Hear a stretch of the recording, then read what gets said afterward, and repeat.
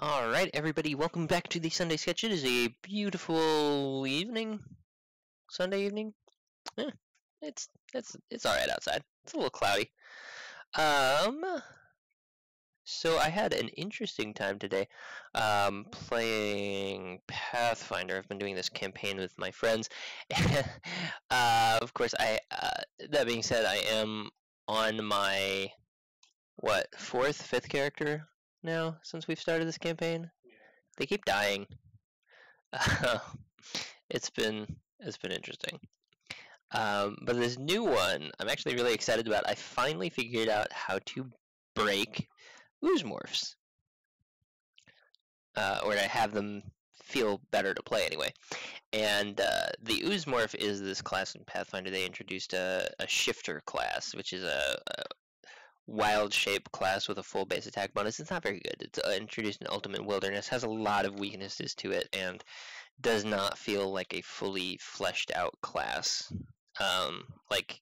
Almost like it was made intentionally weaker than a lot of the other classes.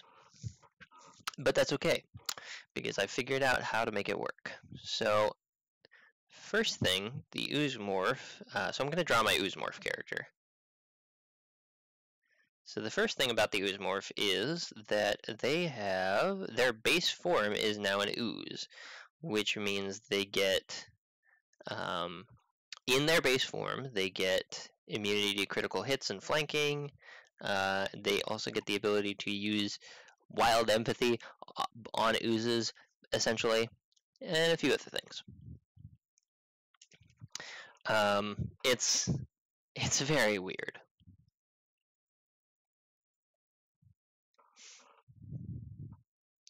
So,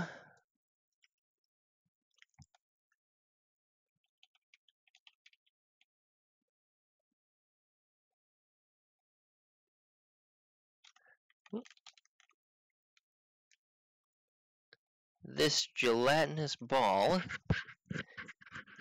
is my character.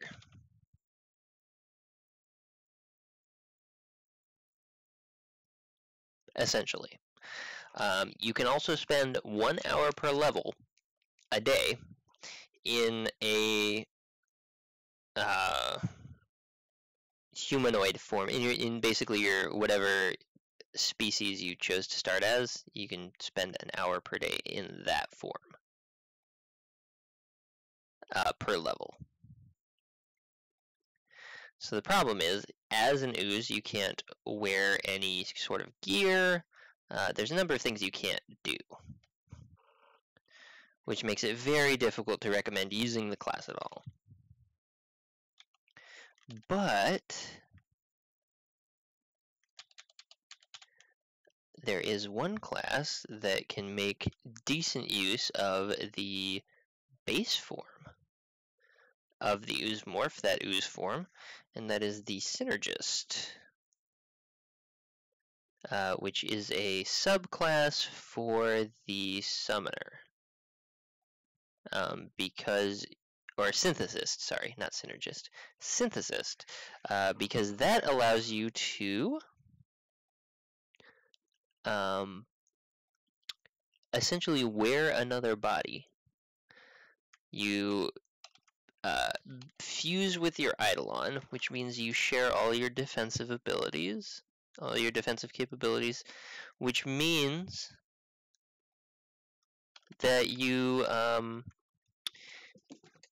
actually gain the body of your Eidolon and the immunity to crits and flanking and a few other things, right?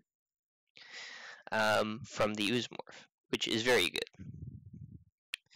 It's actually really, really powerful, but being able to work with it has proven very difficult. So,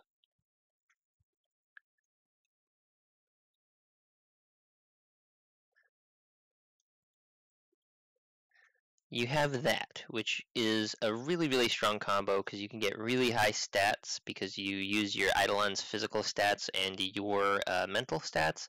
So you can get really high stats in basically all your categories, almost no matter what your point buy is.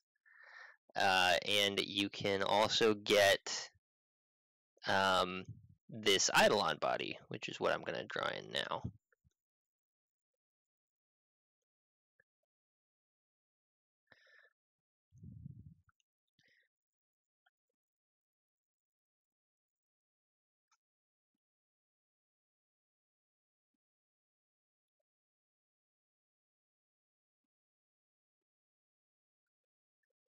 And this allows you to maintain your immunity, like I said, maintain your immunity to crits and flanking and a bunch of other things, while also having a body that's actually useful. The Oozemorph, while in ooze form, cannot hold things. You can carry things, so you can still carry like food or whatever items you have, but you can't actually use them or hold them unless you're in a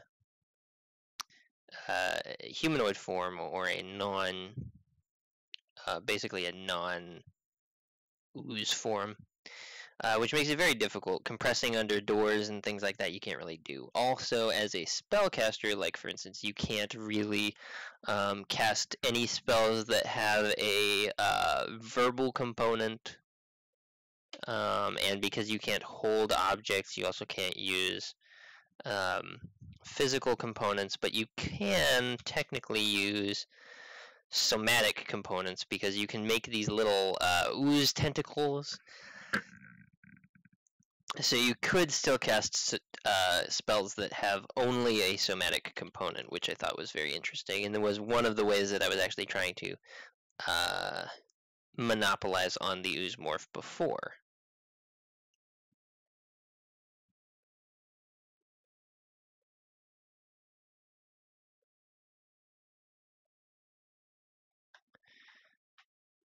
But unfortunately, that's not really an option in a lot of cases, because there aren't a lot of good spells that do that. But as your Eidolon, you get to choose a bunch of evolution points that you can put into things. And you get a bunch of natural attacks, and while you're fused with your Eidolon as the Synthesis Summoner, you can also cast any of your summoner spells, because you use your Eidolon's voice.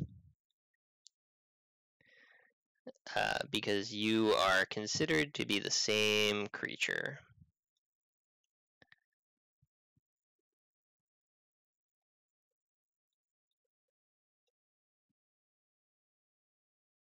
So how do you make an Oozemorph work? By not being an ooze for most of the time. The one thing is that you stop taking levels in Oozemorph very quickly. There are some bonuses that Oozemorphs get, like DR against slash, damage reduction against anything but slashing.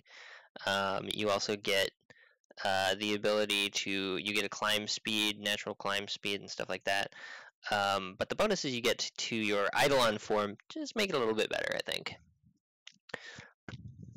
So anyway, it's been an interesting little experiment, and I think it's paid off fairly well so far. Plus, as a summoner, you get Barkskin, Shield, and Mage Armor, which are all different bonuses to your AC. Plus, you get bonuses for being in your Eidolon form. So I think I got like 33 AC with like no armor or magic items. Just 3 spells, you're good. The one thing is, you go in an anti-magic zone, and or your Eidolon gets banished by a spell, and suddenly all that goes away.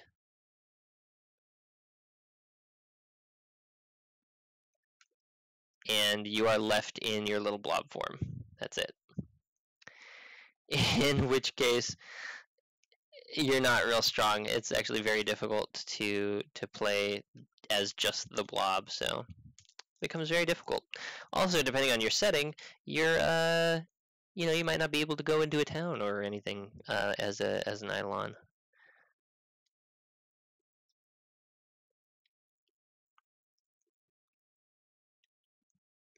So anyway, I got a 4-armed form, so I'm gonna figure out how to make that work.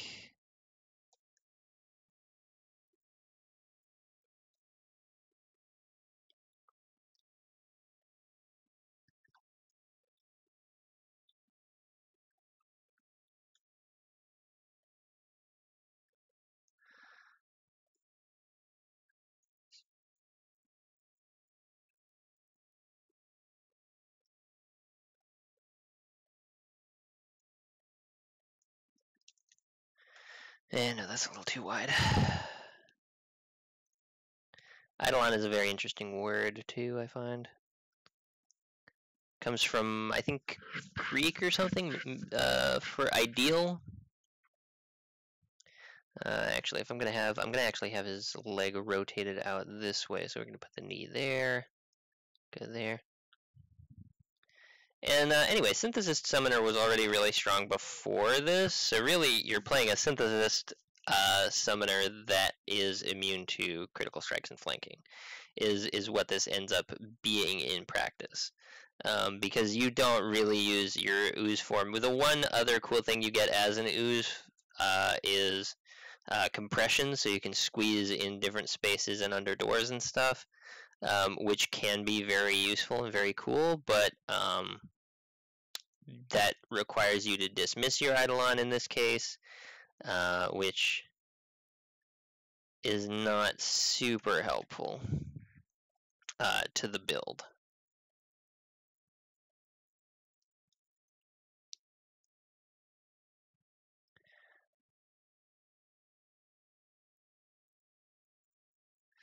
You know what? Let me do the pose out first before I start going into details like that. Okay, so we're gonna do pose. He's gonna be like that, and then he's gonna have one leg here, and then the other leg. I actually want this leg to be out here. Kind of have him inside kind of a crouched position with like an arm here and an arm here, and then one arm like here.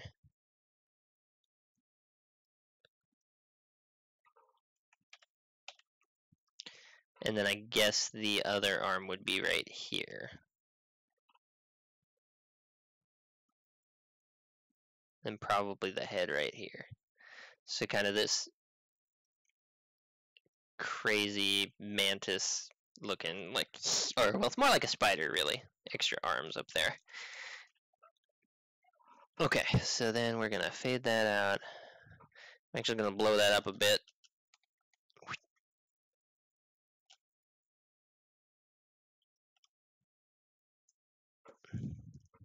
I feel like it's been a while since I've actually like straight up sketched stuff, because I've been practicing these painting techniques lately and stuff, so it's been interesting there.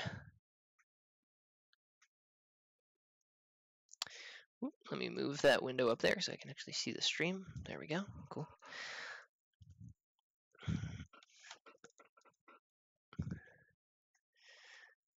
And let's figure out some details. So how am I going to attach these arms? Well, first I got to figure out like anatomically how this is going to work. Now Eidolons, they can kind of do their own thing for a lot of reasons, but you have a collarbone, you have a shoulder blade, you have some things like that that are fairly universal. So what I'm going to do is I'm going to actually end up giving him 2 collarbones. I've seen this done a few times before, but I think that's what I'm going to do. And your collarbone can move, so this second collarbone needs to be actually pretty wide, because it's going to attach there, and this one's going to attach there, and they need to be able to move. So the second one's going to be wide, so it can go all the way around his rib cage.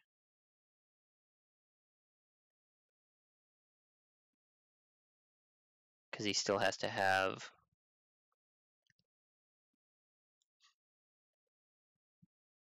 that rib cage.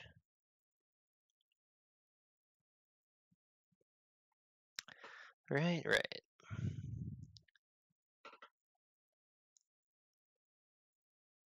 So then that's going to lead into having an extra shoulder here. But then the question becomes, how's that muscle going to attach? And that is a very good question. I've been thinking about having the having the arm actually attach more to the back um, than the front, which would actually put this group of muscles back behind the shoulder blade.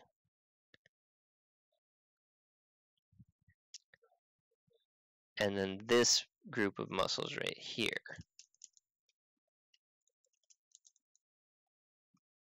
And then build that out into an arm. And then this builds out into an arm as well. So really, it becomes about having these big, swole kind of back muscles that you can, and probably that's going to impact the spine and the shoulder blades a little bit. Well, probably a lot, the shoulder blades. Might not have shoulder blades. I wonder what that would do to a human body to not have shoulder blades. Because, like, what do they even do back there? You know? You ever think of that? Anyway. Something to consider. But this should leave most of the torso intact as far as pectorals and stuff.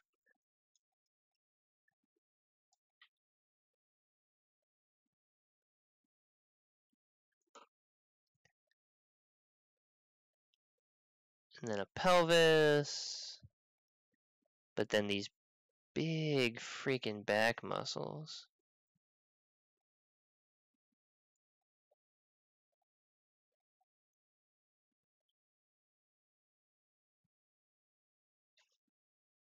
Right? And then an elbow, and then that's the elbow joint, and this will be an arm.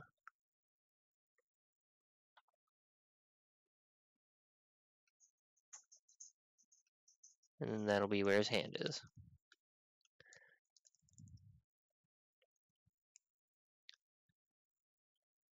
Let's move this actually up here, because this needs to be this muscle.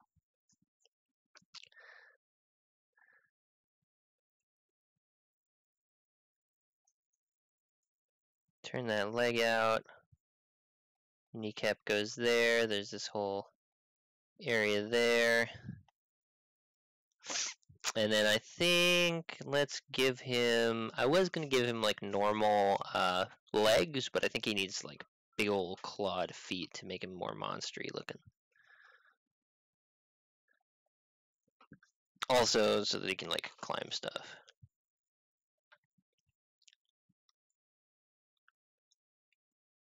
So big old clawed feet.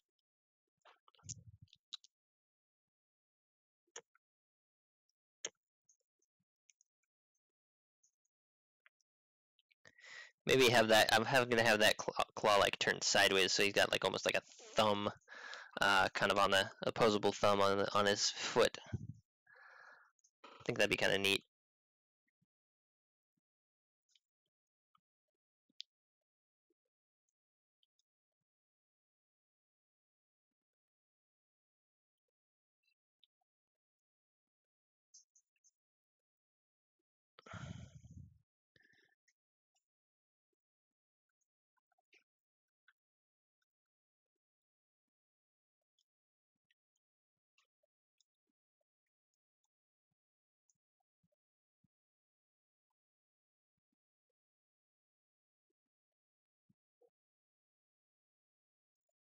Kind of like a monkey, but with claws.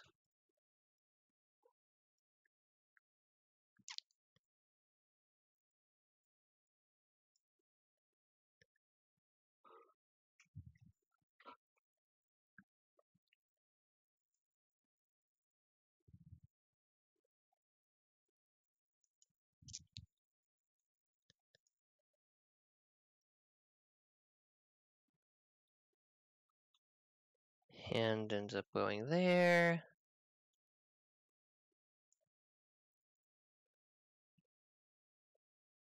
And then this is where that elbow is, attached there, build up there. This arm's gonna come out here, probably gonna be like that.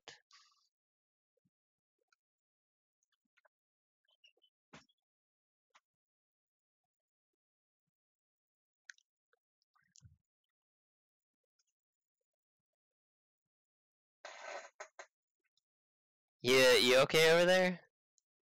I'm pretty sure I'm going to hell. Some more Darwin Award winners? No, this was incredibly sad, and then someone cracked a joke. Oh my gosh.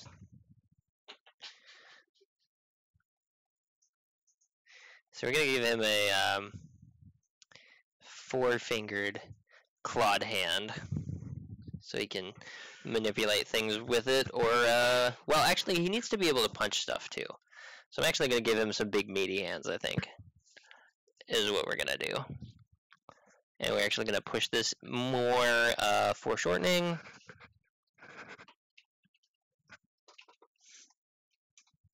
So we're gonna do there.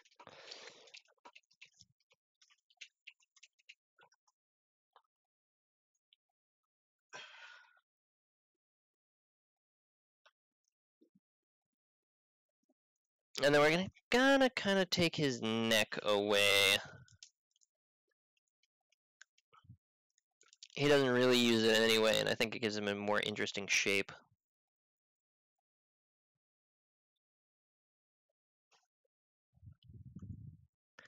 So big meaty hands, which necessitates bigger, also meaty arms.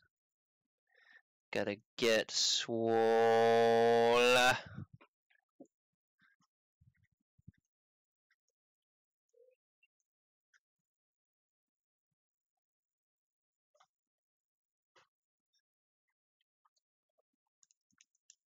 We should give him some neck, actually, because that's where his clavicle is. That's where his other clavicle. So we're gonna give him a little bit of a neck, just enough of a neck to be able to have a head on, right?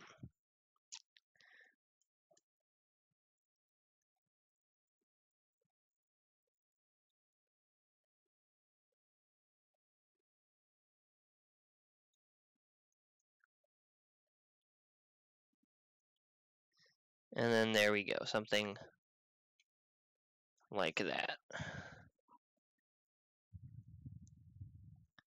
Fade this out.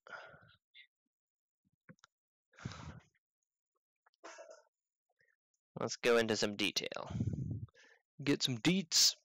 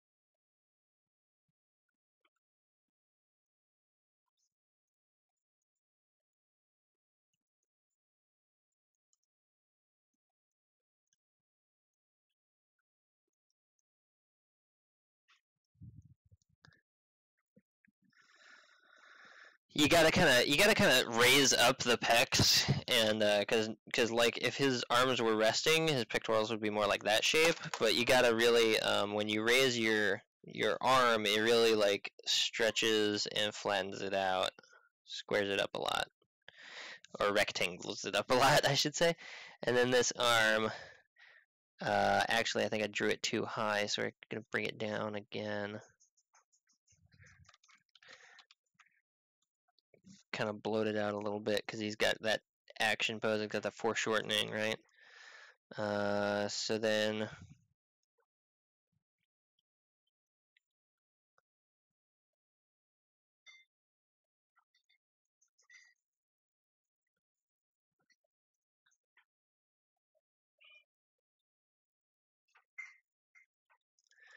that brings that kind of there, more like there, I guess.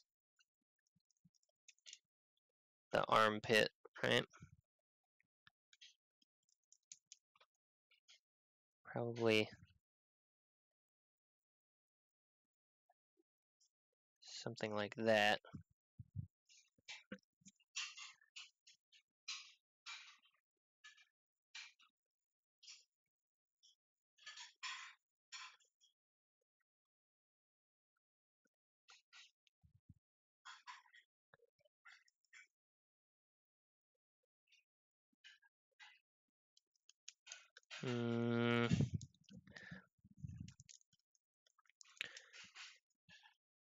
Turn this arm out, I think.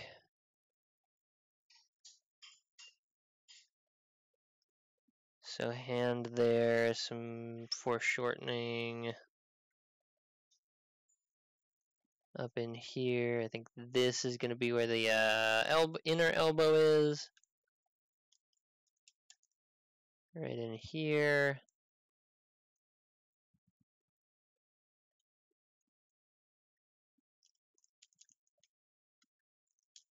Which means outer elbow's here somewhere, and then gonna have the arm just kind of, and then the hand would be, I guess, a little higher.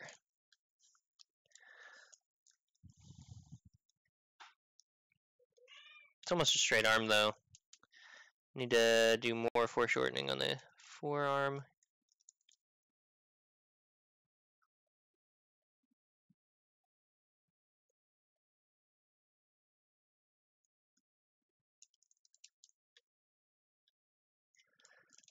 Get the back of the arm done a little bit better.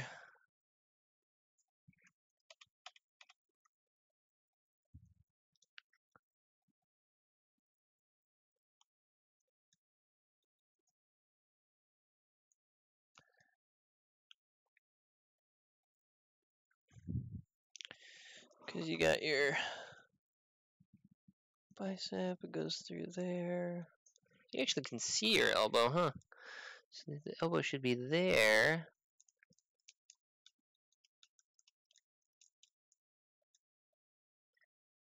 I'm gonna need to find another reference for this, I think.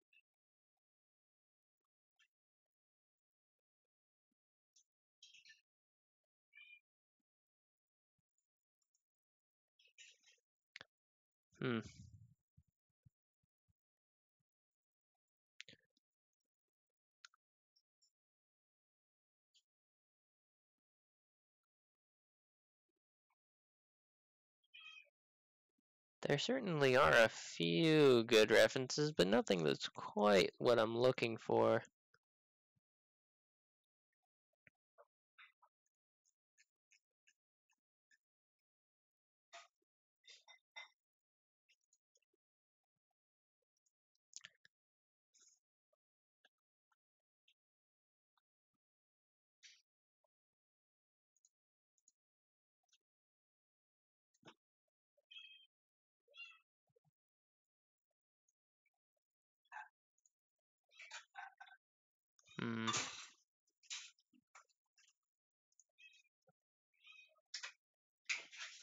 I mean, that certainly helps.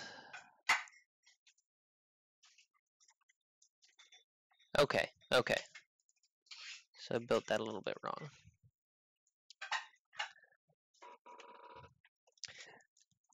Let's try this again.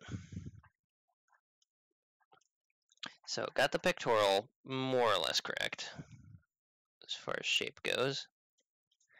But then it's this section in here that's a little weird.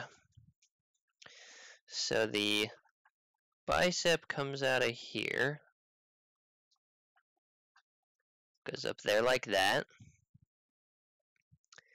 Then I'm not really sure what this one's even called. This muscle seems to come out of here, more or less that-ish way.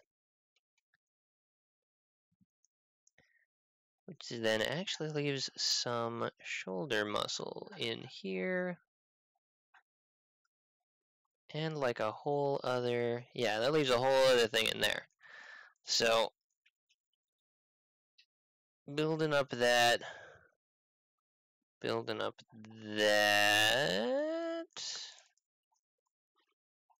So it's really more like this.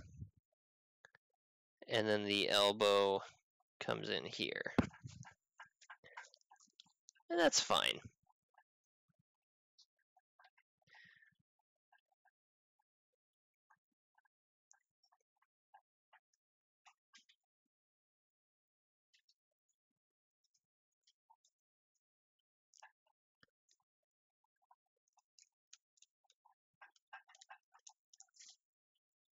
Now this guy also turns his arm kind of outward, which means his bicep actually needs to come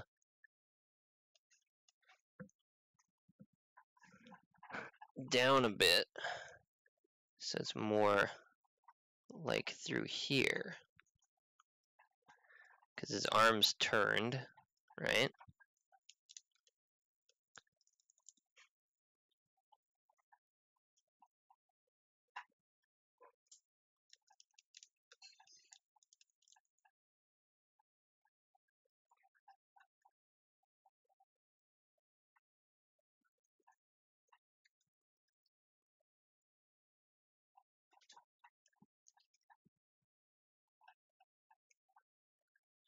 Then his wrist would be right there.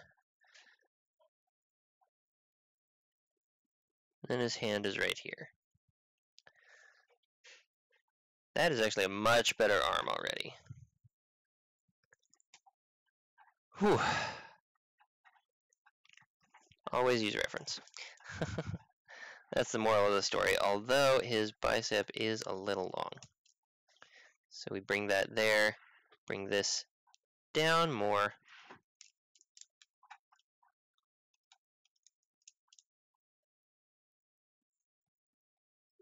This muscle stretches back here to where his elbow is.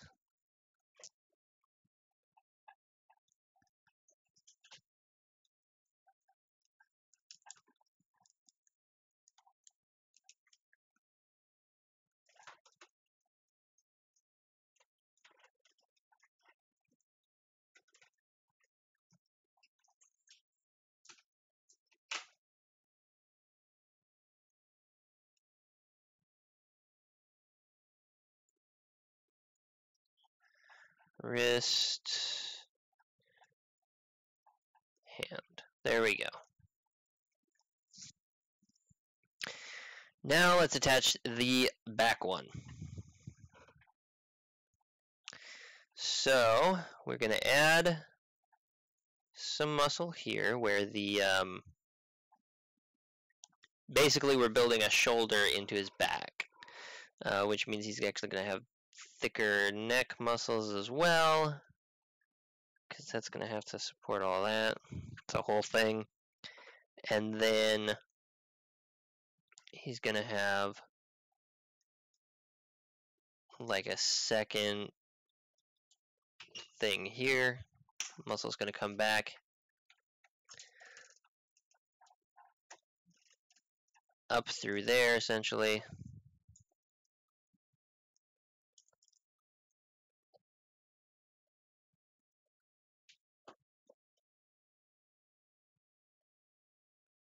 And we're going to try and treat this almost like a second set of pectorals, but like smaller.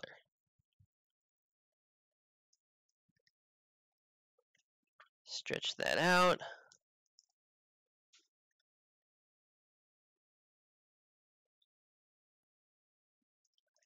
And then attach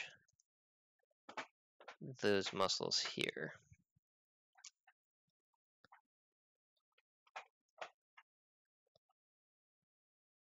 So bicep.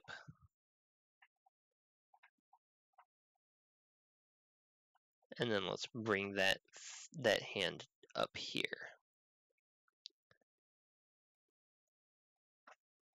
Elbow. Bicep.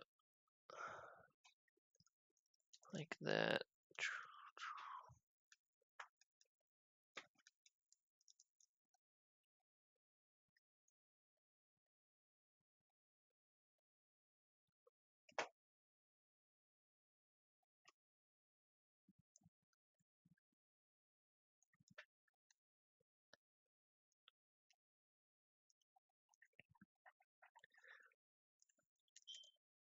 And then this muscle's actually gonna, whoops, that's making my eraser larger.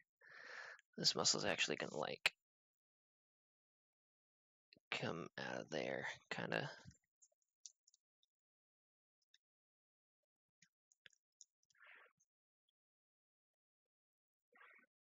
Or it's gonna attach anyway. Something like that. And then as we did with that upper back, we gotta do kind of the same thing with the lower back, because that'll attach there, that'll come in here.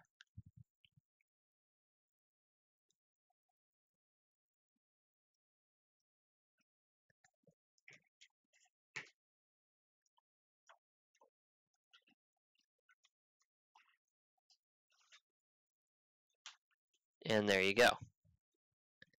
So I think that's basically how we're gonna build those arms out.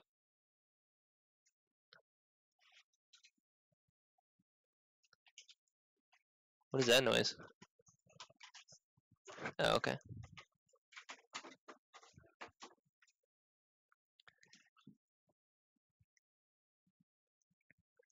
That's okay.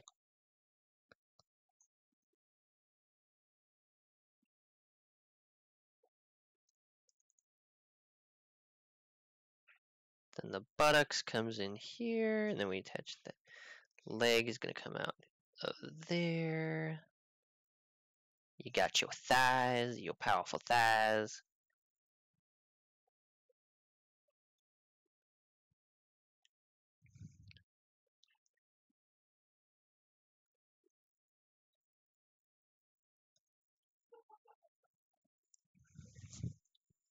And the ankles. And then the actual feet, because we do want to have ankles.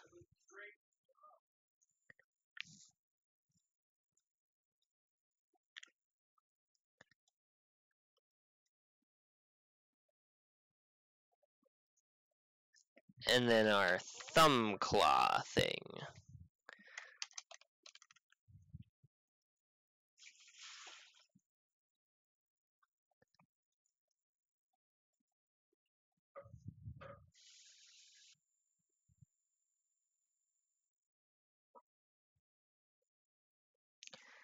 That's kind of disproportionate. I need to make the top end bigger, I think.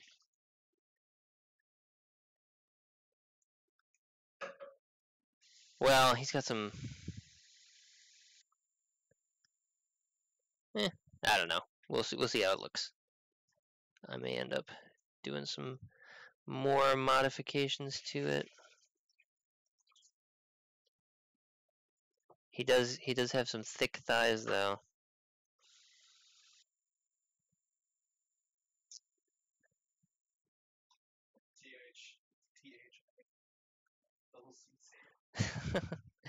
No, like actually thick.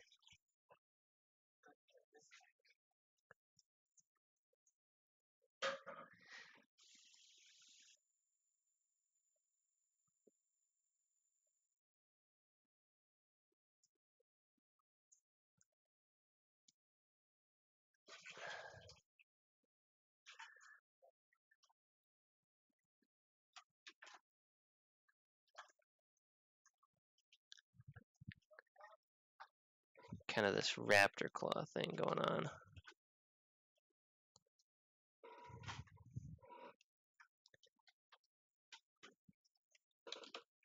And then this sort of thumb deal in the back.